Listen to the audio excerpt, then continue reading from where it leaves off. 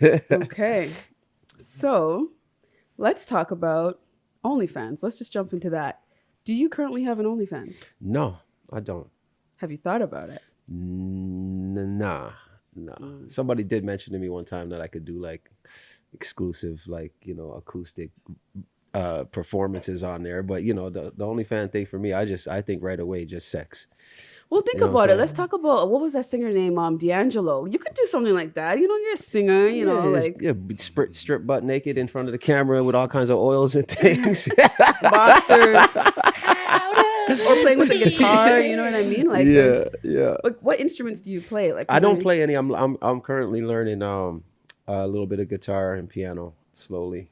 Late bloomer with it, but I'm gonna come into that zone at some point in my career for sure. guitar can be sexy. I mean, like you can definitely Yeah. do something on OnlyFans and try to You never know. These platforms are popping up. People are making money, so you got to stick it. Hey, Bad Stay Baby with the made like time. I $1 million in heard like 6 hours. I Holy saw that. I smokes! saw that. That's I don't crazy. even know if she had content or if she actually What started she to was do doing? Isn't anything. she only like 18, She 16? just turned 18. Just turned 18, and she And went I right think to she, OnlyFans. I know, like the aspirations, right? But Straight to OnlyFans. I think that she just got broken up with, so I think that that's where she's like, I'm just gonna Oh, do whatever okay. the fuck I want. So All that was right. her lashing out and like got a Yeah, bag in yeah, the process. But yeah. I ain't mad at the hustle. You know what I mean? You get it how you get it. Six Views uncut question based on OnlyFans. Now, I know you mentioned you got a relationship situation Yeah, going on, yeah, right? yeah. However, this is a very broad question. I don't think she'll get mad. If you could see any celebrity I don't that want. just by chance had an OnlyFans, not necessarily celebrities who have OnlyFans, any celebrity in Toronto and outside. So give me one in Toronto and then one outside. Who would it be? Damn, in Toronto, any celebrity in Toronto with an OnlyFans? It could Or be a Canadian celebrity? Canadian celebrity OnlyFans. Toronto doesn't have too much celebrity. I know, right? Let's keep it real. I mean, damn, that's a tough one. Outside, don't want to. I want to say Beyonce. You know what I mean? I want to see Beyonce with only. But I mean, see, I took to be honest with you, I don't even know what the OnlyFans site looks like. It's basically like sexual. Like, okay, everybody can use it for what they want. So if you're a fitness guru, you can have your private memberships and all that stuff. So OnlyFans is used for what the person wants to use it for. It doesn't have to But be I'm only asking sexual. about the sex. the sex. But if Yeah, you- yeah. Well, Rihanna, Like if- Rihanna. I want to see Bad Girl Riri with the OnlyFans popping. Straight. But again, a lot of artists show a lot of themselves on their regular timelines on Twitter and Instagram. So it's like sometimes it doesn't leave that much suspense. You'd only be looking to see them with maybe like toy play or them like having some, actual intercourse Right. and stuff like that. See like how much more further they can take it. I'd take Rihanna with some toys. Yeah, Riri, that'd be fun She's to a watch. little bit different now, though. I think she's like, isn't she dating A$AP Rocky right now? And like they're in a thing because it looks like sometimes when she gets in these like deep relationships, she kind of tones it down and then becomes a little bit different. Most women do that though. They've been together for a while though, haven't they? On and off. Since she left that engagement that she was in for I a heard very about long that. relationship. So it's Yeah, like yeah. when a girl gets locked down when she's bad as fuck, like it's hard, man. She has to try to, like stay that conservative role. But Or So give me a Canadian one now. Canadian. Man. Well, I know Chroma's already has one. I know she's I know she's out here heavy. But Canadian, let me see. That's tough. Nelly Furtado. Ooh, good one. Yeah, like I mean I've crossed paths with her a few times. I think she's an amazing, talented woman. But I'm curious to see with someone like that has they have this picture of them on the outside world, and then you get into like the dark sex secrets of the OnlyFans. Someone like that would be where you wouldn't expect it. You know what I'm saying? I'd like to see something like that. Shout out Nelly Furtado. See that's a great choice. did he say outside? Oh yeah, Rihanna. So that Rihanna, counts. yeah. Okay. So so are you subscribed to any OnlyFans? No, I've Had to drop it I've in, never right? clicked on it. Okay. Never did Tinder, none of those app things, never did none of those things. So. So you're a realist. You like organic relationships and like Yeah. organic experiences. Like Definitely.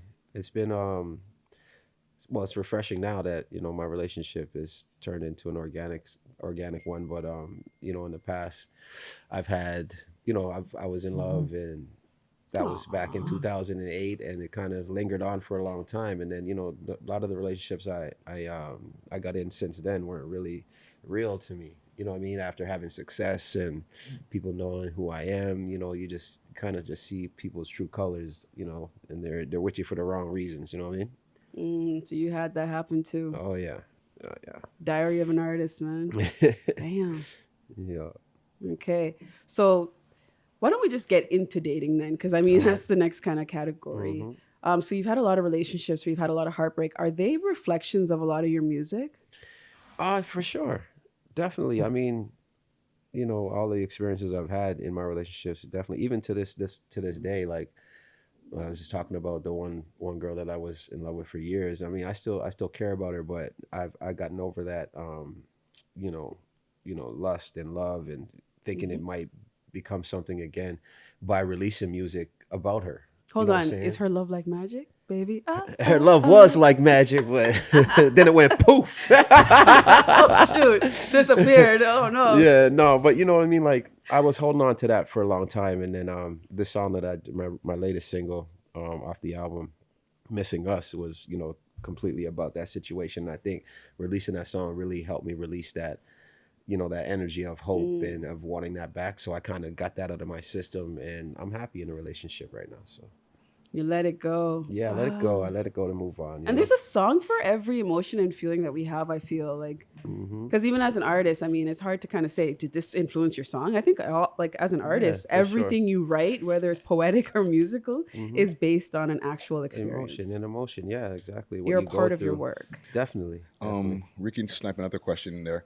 Do you feel that you write better from a place when you're happy in a relationship, or when you're from like a place where you're in a bad spot, like pain, or like when the shit is down? It varies. Sometimes it flip flops. You know what I mean? Depends on the mood.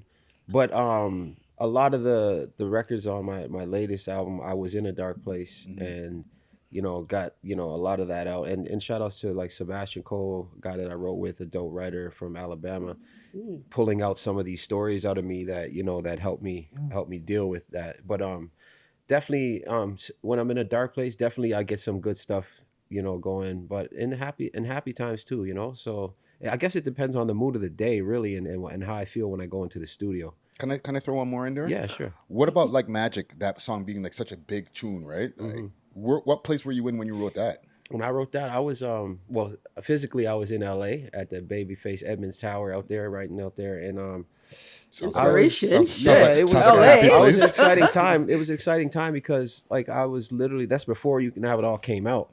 So I was excited, riding high, new production deal, just moved to Toronto. You know what I mean? I was hitting the strip clubs every once in a while. You know what I'm saying?